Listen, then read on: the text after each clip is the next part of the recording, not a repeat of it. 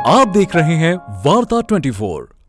आज हम उस खबर पर विश्लेषण कर रहे हैं जो उत्तर प्रदेश एवं तेलंगाना और बीजेपी के लिए काफी महत्वपूर्ण है, परंतु मीडिया में इस पर कोई चर्चा नहीं हुई है। हम बात कर रहे हैं तेलंगाना के मुख्यमंत्री और भारत राष्ट्र समिति के प्रमुख चंद्रशेखर राव की, जिन्होंने एक बड़ा अप्रत्याशित कार्य किया है। उन्होंने हैदराबाद में 31 मई को ब्राह्मण भवन का उद्घाटन किया। अब आप कहेंगे कि इसमें अनोखा क्या है?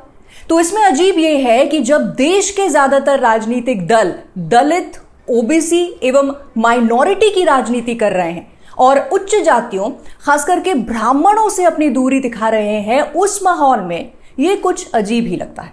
जबकि तेलंगाना में 2% ही के आसपास ब्राह्मण होंगे। इससे आगे ये कि इस कार्यक्रम के सरकारी बड़े बड़े 1 पेज के विज्ञापन उत्तर प्रदेश में दिखाए गए, जिसमें बताया गया कि तेलंगाना सरकार तेलंगाना ब्राह्मण परिषद के तहत ब्राह्मणों के लिए कितनी कल्याणकारी योजनाएं चला रही हैं, जिसमें 20 लाख की विदेश जाने के लिए स्कॉलरशिप, 75 वर्ष से अधिक आयु के पंडितों के लिए 2500 रुपए प्रति माह, वैदिक शिक्षा के लिए 250 रुपए प्रति माह, हर जिले में ब्राह्मण सदन निर्माण की योजना, व्यापार के लिए 5 लाख, वेद पाठशाला के लिए 2 लाख आदि उस विज्ञापन में है। अब माथा और ठनकता है कि उत्तर प्रदेश पर यह खर्चा क्यों? बस यहीं से राजनीतिक दृष्टिकोण शुरू होता है। उत्तर प्रदेश में ब्राह्मण जाति के रूप में सबसे बड़ा वोट बैंक है। त्यागी और भूमिहार को जोड़ दें तो ये 18% तक है और ये काफी प्रभावशाली है।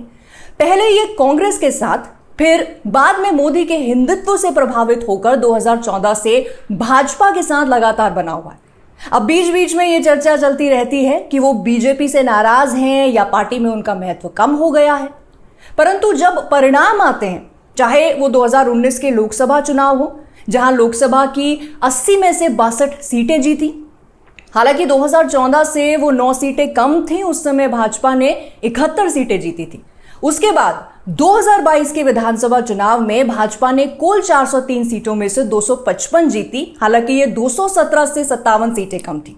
अभी हाल ही में हुए निकाय चुनाव में तो भाजपा ने सभी 17 सीटें जीती हैं। इन परिणामों को देखकर तो नहीं लगता कि ब्राह्मण बीजेपी से नाराज है। खैर, अब फिर से आते हैं चंद्रशेखर राव पर। तो मैं इनको 2004 से जानती हूं, जब ये यूपीए सरकार में श्रम मंत्री थे।